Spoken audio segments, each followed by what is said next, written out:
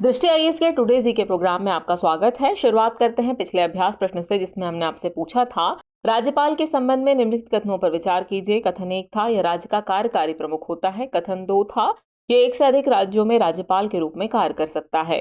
उपयुक्त कथनों में से कौन सा सही कथन सही है या फिर हैं आपके ऑप्शन थे। ऑप्शन ए केवल एक, ऑप्शन बी केवल दो, ऑप्शन सी एक और दो दोनों, या फिर ऑप्शन डी न तो एक और न ही दो। तो इस प्रश्न का सही उत्तर है विकल्प सी, यानी एक और दो दोनों ही कथन सही है।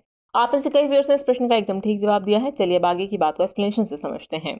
हाल ही में उत्तर प्रदेश के राज्यपाल ने नगर निकाय चुनाव में ओबीसी आरक्षण अध्यादेश को मंजूरी दी है। आपको बता दें कि राज्यपाल राज्य का कार्यकारी प्रमुख होता है, इसलिए कथन एक सही है। राज्यपाल न तो प्रत्यक्ष रूप से लोगों द्वारा निर्वाचित होता है और न ही अप्रत्यक्ष रूप से किसी निर्वाचक मंडल द्वारा निर्वाचित होता है। प्रत्येक राज्य का राज्यपाल देश के केंद्रीय मंत्रिमंडल की सिफारिश पर राष्ट्रपति द्वारा नियुक्त किया जाता है। ये राज्य के मुख्यमंत्री की सलाह से कार्य करता है। आमतौर पर प्रत्येक राज्य के लिए एक राज्यपाल होता है, लेकिन 1956 के 7वें संविधान संशोधन अधिनियम ने एक ही व्यक्ति को दो या दो से अधिक राज्यों के राज्यपाल के रूप में नियुक्त करने की सुविधा प्रदान की। इसलिए विकल्प ए सही है। सामान्यतः राज्यपाल का कार्यकाल 5 वर्ष का होता है, परंतु वह इससे पहले भी राष्ट्रपति को इस्तीफा देकर अपने पद से मुक्त हो सकता है। इस तरह इस प्रश्न का सही उत्तर है विकल्प सी, यानी एक और दो दोनों ही कथन सही हैं। चलिए शुरुआत करते हैं आज के एपिसोड की। तो आज के एपिसोड का पहला प्रश्न है, हिंद महासागर रिम एसोसिएशन यानी IORA के संदर्भ में निम्नलिखित कथनों पर विचार कीजिए। कथन ए कि इसकी स्थापना 7 मार्च 2007 को हुई थी। कथन 2 है, इसका सचिवालय मॉरिशस में स्थित है। उपयुक्त कथनों में से कौन सा ऐसे कथन सही है या फिर हैं आपके ऑप्शन है केवल एक, केवल दो, एक और दो दोनों, या फिर न तो एक न ही दो। तो इस प्रश्न का सही उत्तर है विकल्प बी, यानी केवल दो कथन ही सही है। चलिए एक्सप्लेनेशन देखते हैं। हाल ही में हिंद महासागर रिम एसोसिएशन ने समुद्री सुरक्षा के लिए सहयोग पर 3 दिवसीय कार्यशाला का आयोजन किया। इस कार्यशाला ने घरेलू कानून और संयुक्त राष्ट्र समुद्री कानूनी संधि यानी यूएन क्लॉज के बीच अंतराल की पहचान करने के लिए एक व्यवहारिक विश्लेषण प्रदान किया। आपको बता दें, हिंद महासागर रिम एसोसिएशन यानी IORA एक गतिशील अंतर सरकारी संगठन है। इसका उद्देश्य हिंद महासागर क्षेत्र में क्षेत्रीय सहयोग और सतत विकास को मजबूत करना है। इसकी स्थापना 7 मार्च 1997 को हुई थी, इसलिए कथन एक सही नहीं है। इसके 23 सदस्य देश और 9 संवाद भागीदार हैं। भारत भी इसका सदस्य देश है। इसके सचिवालय की मेजबानी मॉरिशस सरकार द्वारा की जाती है, जो साइबर सिटी एबेने मॉरिशस में स्थित है, इसलिए कथन 2 सही है। इस प्रकार इस प्रश्न का सही उत्तर है विकल्प बी, यानी कथन 2 सही है। नेक्स्ट क्वेश्चन है, निम्नलिखित में से कौन सा कथन अंतर्राष्ट्रीय प्रकृति संरक्षण संघ यानी IUCN के संबंध में सही नहीं है। आपके ऑप्शन है, ये सरकार और नागरिक समाज संगठनों का एक सदस्यता संघ है। इसकी स्थापना 5 अक्टूबर 1948 को हुई थी। इसका मुख्यालय फ्रांस के पेरिस में स्थित है। यह इसकी रेड लिस्ट दुनिया की सबसे व्यापक सूची है, जिसमें पौधों और जीव जंतुओं की वैश्विक संरक्षण की स्थिति को दर्शाया जाता है। तो इस प्रश्न का सही उत्तर है विकल्प सी, यानी इसका मुख्यालय फ्रांस के पेरिस में स्थित है। यह कथन सही नहीं है, बाकी के सभी कथन सही है। चलिए एक्सप्लेनेशन देखते हैं। हाल ही में IUCN द्वारा मानव वन्यजीव संघर्ष और सह अस्तित्व पर अंतर्राष्ट्रीय सम्मेलन आयोजित किया गया था। बता दें कि IUCN या अंतर्राष्ट्रीय प्रकृति संरक्षण संघ सरकार और नागरिक समाज संगठनों का एक सदस्यता संघ है। इसकी स्थापना 5 अक्टूबर 1948 को फ्रांसीसी शहर फॉन्टेनब्लू में हुई थी। इसका मुख्यालय ग्लैंड स्विट्जरलैंड में स्थित है, इसलिए विकल्प सी सही होगा। का संगठन का लक्ष्य विश्व की सबसे विकट पर्यावरण और विकास संबंधी चुनौतियों के लिए व्यवहारिक समाधान खोजने में सहायता करना है। इसके द्वारा जारी की जाने वाली रेड लिस्ट दुनिया की सबसे व्यापक सूची है। इसमें पौधों और जीव जंतुओं की वैश्विक संरक्षण की स्थिति को दर्शाया जाता है। इस तरह इस प्रश्न का सही उत्तर है विकल्प सी, यानी कि इसका मुख्यालय फ्रांस के पेरिस में स्थित है। यह कथन सही नहीं है, बाकी के सभी कथन सही हैं। नेक्स्ट क्वेश्चन है, भारतीय संविधान के संदर्भ में निम्नलिखित कथनों पर विचार कीजिए। कथन 1 है, संविधान राज्यों में विधान परिषदों के उन्मूलन या निर्माण का प्रावधान करता है। कथन 2 है, किसी राज्य की विधान परिषद का आकार उस राज्य की विधानसभा के आदेश से बड़ा हो सकता है। उपयुक्त में से कौन सा ऐसे कथन सही है या फिर है आपके ऑप्शन है केवल एक, केवल दो, एक और दो दोनों, या फिर न तो एक और न ही दो। तो इस प्रश्न का सही उत्तर है विकल्प ए, केवल एक कथन ही सही है। बीते दिनों निर्वाचन आयोग ने बिहार विधान परिषद की 5 सीटों पर चुनावों का आयोजन किया।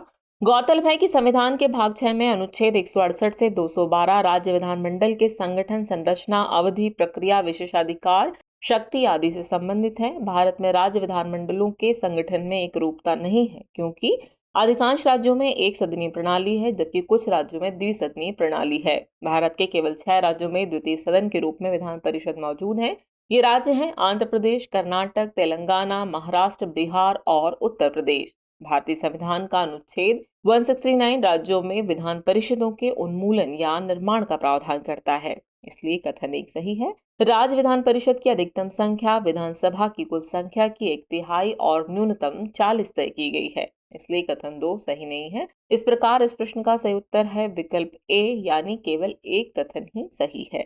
नेक्स्ट क्वेश्चन है, प्रधानमंत्री कृषि सिंचाई योजना यानी PMKSY किस वर्ष शुरू की गई थी? आपके ऑप्शन है 2014, 2015, 2018 या फिर 2021। तो इस प्रश्न का सही उत्तर है विकल्प बी, वर्ष 2015। हाल ही में सार्वजनिक निवेश बोर्ड ने जमरानी बांध परियोजना को प्रधानमंत्री कृषि सिंचाई योजना यानी PMKSY में शामिल करने की मंजूरी दी है।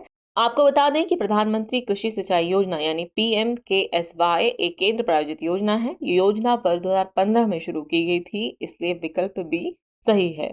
इसके उद्देश्यों में खेतों तक पानी की पहुंच को बढ़ाना, सुनिश्चित सिंचाई के तहत खेती योग्य क्षेत्रों का विस्तार करना, खेत में पानी के उपयोग की दक्षता में सुधार करना, स्थायी जल संरक्षण प्रथाओं को लागू करना आदि शामिल हैं।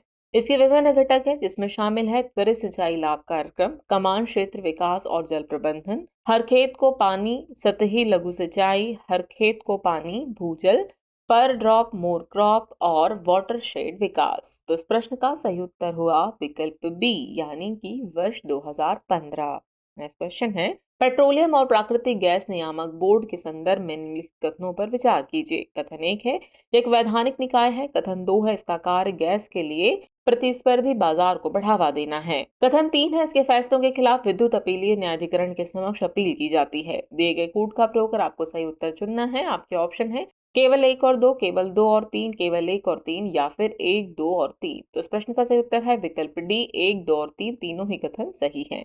चलिए एक्सप्लेनेशन देखते हैं। हाल ही में पेट्रोलियम और प्राकृतिक गैस नियामक बोर्ड यानी PNGRB ने प्राकृतिक गैस क्षेत्र में एकीकृत टैरिफ के कार्यान्वयन की शुरुआत की है। बता दें कि पेट्रोलियम और प्राकृतिक गैस नियामक बोर्ड यानी PNGRB भारत का एक वैधानिक निकाय है, इसलिए कथन एक सही है। इसका गठन पेट्रोलियम और प्राकृतिक गैस नियामक बोर्ड अधिनियम 2006 के तहत किया गया था। यह अधिनियम पेट्रोलियम उत्पादों और प्राकृतिक गैस से संबंधित विशिष्ट गतिविधियों में लगे उपभोक्ताओं और संस्थाओं के हितों की रक्षा के लिए इस बोर्ड की स्थापना का प्रावधान करता है।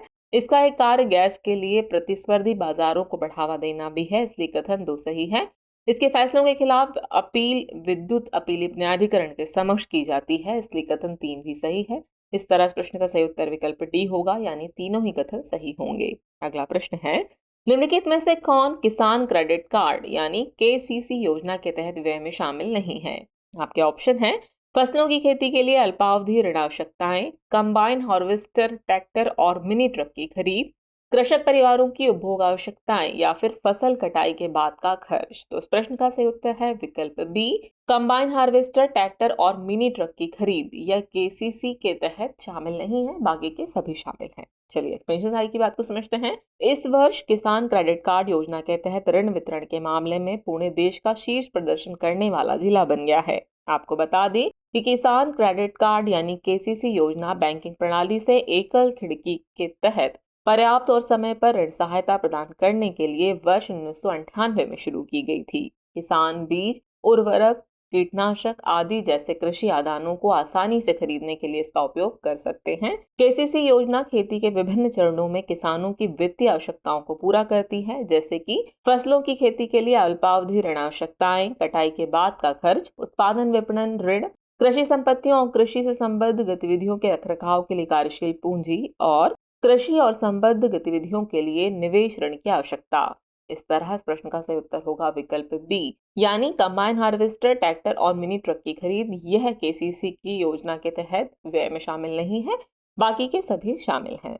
अगला प्रश्न है, कलक्कड़ मुंडनथुराई टाइगर रिजर्व के संदर्भ में निम्नलिखित कथनों पर विचार कीजिए। कथन 1 है, यह कलक्कड़ अभ्यारण्य मुंडनथुराई अभ्यारण्य और कन्याकुमारी अभ्यारण्य का हिस्सा है। कथन 2 है, इसे नदी अभ्यारण्य के रूप में भी जाना जाता है। उपरोक्त में से कौन सा सही कथन सही है या फिर है? आपके ऑप्शन है केवल 1, केवल 2, 1 और 2 दोनों या फिर न तो 1 और न ही 2। तो इस प्रश्न का सही उत्तर है विकल्प सी, यानी 1 और 2 दोनों ही कथन सही हैं।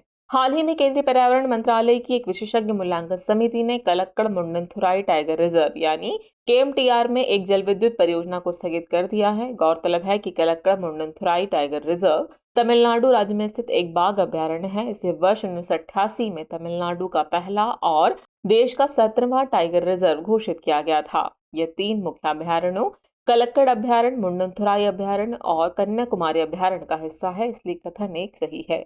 इस रिजर्व को नदी अभयारण्य के रूप में भी जाना जाता है क्योंकि इस टाइगर रिजर्व से 14 नदियों का उद्गम होता है, इसलिए कथन 2 भी सही है। इस प्रकार इस प्रश्न का सही उत्तर होगा विकल्प सी, यानी 1 और 2 दोनों ही कथन सही हैं। अगला प्रश्न है, निम्नलिखित में से कौन सा देश G7 समूह से संबद्ध नहीं है? आपके ऑप्शन है फ्रांस, जर्मनी, इटली या फिर इंडोनेशिया। तो इस प्रश्न का सही उत्तर है विकल्प डी, इंडोनेशिया। 4 अप्रैल को जापान ग्रुप ऑफ 7 यानी G7 व्यापार मंत्रियों की टेली कॉन्फ्रेंस की मेजबानी करेगा, जहां विश्व व्यापार संगठन में सुधार पर चर्चा की जाएगी। G7 दुनिया की 7 उन्नत अर्थव्यवस्थाओं का एक अनौपचारिक समूह है, जिसका गठन 1975 में हुआ था। इसके सदस्य देशों में Canada, France, Germany, Italy, Japan, United kingdom और संयुक्त राज्य अमेरिका शामिल हैं, जबकि इंडोनेशिया इस समूह में शामिल नहीं है, इसलिए विकल्प डी सही है। सभी G7 देश G20 समूह का हिस्सा हैं। इसका कोई औपचारिक चार्टर या सचिवालय नहीं है। 1997 में रूस के शामिल होने के बाद इस समूह को G8 के रूप में जाना गया, लेकिन क्रीमिया क्षेत्र के विलय के बाद 2014 में रूस को निष्कासित किए जाने के बाद ये समूह फिर से G7 बन गया। इस तरह इस प्रश्न का सही उत्तर है विकल्प डी, यानी कि इंडोनेशिया। नेक्स्ट क्वेश्चन है, बर्ड लाइफ इंटरनेशनल के संदर्भ में निम्नलिखित कथनों पर विचार कीजिए। कथन 1 है, यह संरक्षण संगठनों की एक वैश्विक भागीदारी है। कथन 2 है, इसका मुख्यालय कैम्ब्रिज इंग्लैंड में स्थित है। उपयुक्त में से कौन से ऐसे कथन सही नहीं है या फिर हैं? आपके ऑप्शन है केवल 1, केवल 2, 1 और 2 दोनों, या फिर न तो 1 न ही 2। तो इस प्रश्न का सही उत्तर है विकल्प डी, न तो 1 न ही 2। हाल ही में बर्ड लाइफ इंटरनेशनल ने प्रवासी पक्षियों पर एक अध्ययन प्रकाशित किया। बता दें कि बर्ड लाइफ इंटरनेशनल गैर सरकारी संगठनों का एक विश्वव्यापी गठबंधन है, इसलिए कथन एक सही है। यह पक्षियों और उनके आवासों के संरक्षण को बढ़ावा देता है। इसने 13,000 से अधिक महत्वपूर्ण पक्षी और जैव विविधता क्षेत्रों की पहचान करके उनका दस्तावेजीकरण किया है, जो पक्षियों और जैव विविधता के संरक्षण के लिए वैश्विक महत्व के स्थान है। इसका मुख्यालय कैम्ब्रिज इंग्लैंड में स्थित है, इसलिए कथन 2 सही है। इस प्रकार विकल्प डी सही होगा। अकरा, अम्मान, ब्रुसेल्स, कैम्ब्रिज, डकार, नैरोबी, सिंगापुर, सुवा, टोक्यो और क्वीटो में क्षेत्रीय कार्यालयों के साथ यह प्रकृति संरक्षण के लिए सबसे बड़ी अंतर्राष्ट्रीय साझेदारी है। इस तरह इस प्रश्न का सही उत्तर होगा विकल्प डी, न तो 1 और न ही 2। चलिए, अब वक्त हो चला है आज के एपिसोड से रिलेटेड अभ्यास प्रश्न को नोट करने का। तो अभ्यास प्रश्न है, विश्व व्यापार संगठन यानी WTO के संबंध में निम्नलिखित कथनों पर विचार कीजिए। कथन 1 है, ये 1995 में अस्तित्व में आया था। कथन 2 है, इसका 13वां मंत्री स्तरीय सम्मेलन फ्रांस के पेरिस में होगा। उपयुक्त में से कौन सा सही कथन सही है या फिर है? आपके ऑप्शन है केवल 1, केवल 2, 1 और 2 दोनों, या फिर न तो 1 और न ही 2। तो इस प्रश्न का सही उत्तर कमेंट बॉक्स में देना न भूलें। जल्दी मिलते हैं नए एपिसोड में नए नए सवाल और उनके नए नए जवाब और जानकारियों के साथ। तब तक के लिए शुक्रिया।